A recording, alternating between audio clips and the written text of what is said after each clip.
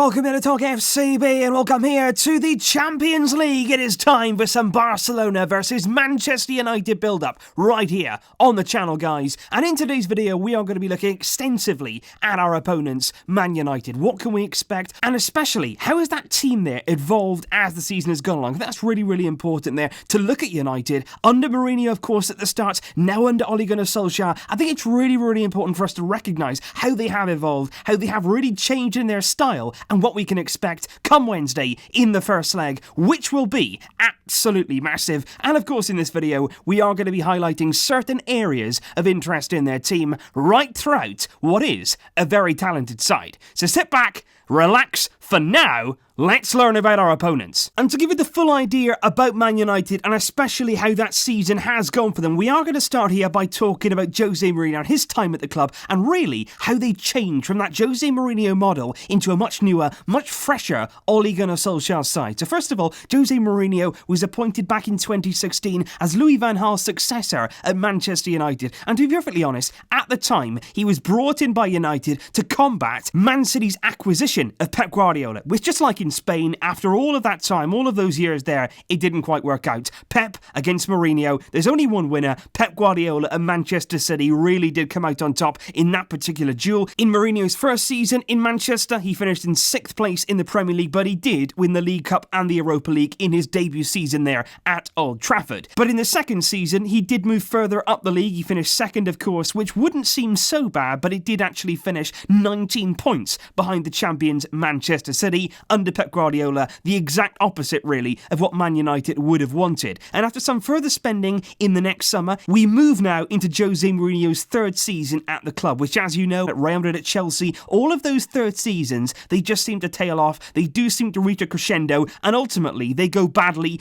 wrong, and it was no change here. In his 3rd season, United there were expected to once again mount a title challenge, to really try and push City as much as they possibly could in this 3rd season. But even in pre-season, the mood was starting to turn very, very sour indeed. Mourinho was very angry at the Man United hierarchy. He was blaming failed transfers. He was saying, I've sent them lists of players. They haven't got what I wanted. I've not got the team that I wanted. And even then in pre-season, just those infighting was starting to begin. Mourinho lashing out at his own players, at the press. It was a very dour mood. It was a very negative atmosphere right around the club. And to be perfectly honest, from the very beginning there at his reign at Man United, there was actually a clear divide in the thoughts of the supporters. The most important thing at any football club is the atmosphere and the feeling around your own stadium and, of course, with your own fans. There was a clear divide, really, between United fans with regard to Mourinho's style at the club. And that divide became deeper and deeper and deeper as Mourinho's tenure went on at United, because some of them believe that United to get back to the very top, where they feel, of course, where they belong, one of the biggest clubs in the world, they believe they should be top of that Premier League and, of course, reaching the latter stages in European competition, no doubt about it. And a lot of people believe that Mourinho's style was getting them results, and at the end of the day, that's what they needed in their progression. But a lot of people also were very, very unhappy. They didn't like the negative tactics. That's never been the way at United. They didn't like the pragmatic approach from Jose Mourinho. And I would actually say there, in the end of his time, about 90% of United fans, they wanted Mourinho gone. And the reason for that is, it wasn't simply because they were outside of the top 4, they were clearly struggling for some form, but it was actually all about that style of play. And actually, in that way, I would say United are actually quite similar to us in terms of their values and their identity. They don't play the same way, but they do demand a certain style, a certain swagger, a certain confidence about the way they play. When they go out on the field, the fans sit there and they expect, in a way, to be entertained the Manchester United way. And Jose Mourinho never ever adhered to those supporters. He was never going to play that way. It never ever happened. And of course, he didn't go quietly. He was never just going to leave quietly out the back door. Mourinho went crazy. In camp, there was big fights. He fallen out, of course, with Paul Pogba. It was a number of United players who, not only in the dressing room, but also publicly as well, he was coming out and slating those players in press conferences, and clearly there was a divide then in the dressing room. We saw it around it, of course, with Jose Mourinho. He does divide up that dressing room. He does divide opinion wherever he goes. And of course, there were players there who actively wanted him gone, and you could see that really with their performances out on the pitch. And eventually, player power, it was going to come to a head. And with Mourinho, the only way eventually was going to be him going. And on the 18th of December 2018, Jose Mourinho Mourinho was sacked as the Manchester United manager,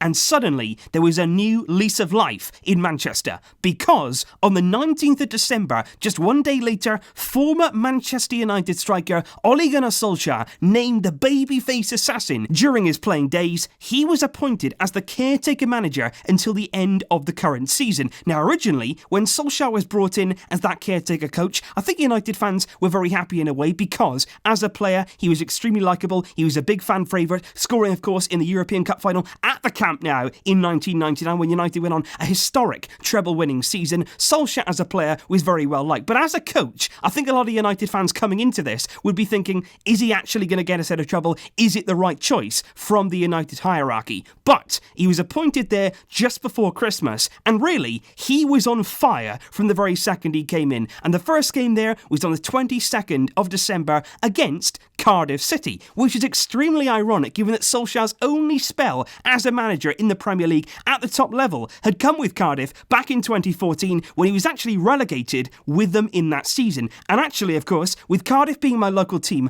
I can honestly say, following his time there very, very closely, the way that he played, the way that he dealt with certain players and the way that he dealt with things, I could honestly say there was no sign at all during his time with Cardiff that he would actually go on and be Manchester United manager. I never ever expected to see Solskjaer even at the top level again. He did not have a good time in Wales, no doubt about that. And coincidentally, I was actually there for his first Manchester United game. I was in the stadium, United against Cardiff, and going into that game, I genuinely felt like we could actually get it United. We could get something from that game because they were really, really down. But within 3 minutes, Marcus Rashford put them ahead. It was a deflected free kick, somehow ended up in the back of the net. But suddenly, from that moment, the feeling, the mood, the atmosphere around that entire club, it lifted. Suddenly, they were confident again. Suddenly, it was like the Mourinho shackles had been lifted off them. They were confident, they were free, they had freedom on the field to go out there and express themselves as the attacking, talented players they were. And they were suddenly showing the enormous potential that we knew these players had. Suddenly, the fans were back on side. They were singing, they were chanting. They came down there, they filled their away section. They had Ole Gunnar Solskjaer scarves, they had flags, they had banners, they were singing his chants, and suddenly everybody was behind the club again, moving in the right direction. They went on a run, win after win after win. I think Solskjaer's fixtures were very, very kind to him. You look at the kind of games here there, United won, and clearly he did have some nice games there just to bed him in there as the Manchester United manager. But look, they won those games. The confidence was soaring in the Champions League. They took that into it, and certainly now, United fans are sitting there with wins behind their belt, with attacking football on show, and they're thinking here, we have got our identity back, and for them,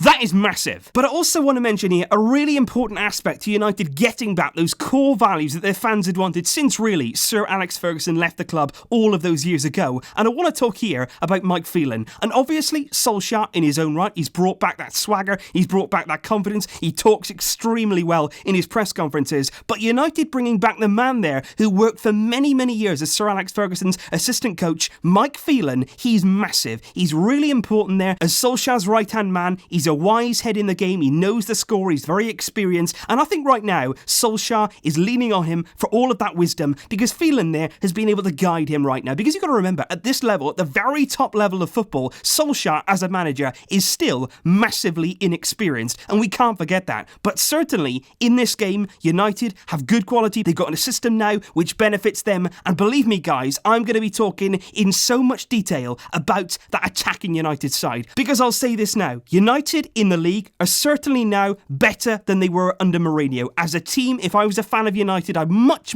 rather watching them now under Solskjaer, seeing them there, game in, game out, with that freedom and with that attacking mindset. Of course, I'd much rather watch them under Solskjaer. But as an opponent, Barcelona, coming into this game, I would rather play a Solskjaer team than I would a Jose Mourinho team. With Mourinho, yes, for most of the time, he'd be slogging away, it would be boring, it would be pragmatic, it doesn't suit Man United, But going into a big Champions League game, Mourinho is the kind of guy who maybe coming up against Barcelona, he knows this incredibly well, he maybe somehow could have pulled a result at the hat. But with Solskjaer, you know what you're going to get. They are going to attack us, they're going to try and play, they're going to leave space, and I actually believe here we're going to be better against Solskjaer's United. We're going to be allowed to attack Solskjaer's United, and I believe that United defence, even though they've been better going forward, still, you can breach that defence, and in tomorrow's tactical analysis, in the tactical preview, we are going to be going over all of that and some more. I am hyped. I cannot wait. I cannot wait for this game. So please leave your thoughts in the comments down below, guys, on what you're expecting from Manchester United, and we will continue this build-up tomorrow with everything you need to know ahead of this monster clash in the quarterfinals. I'll see you tomorrow, guys. But until then, as always, Vasca el Barça!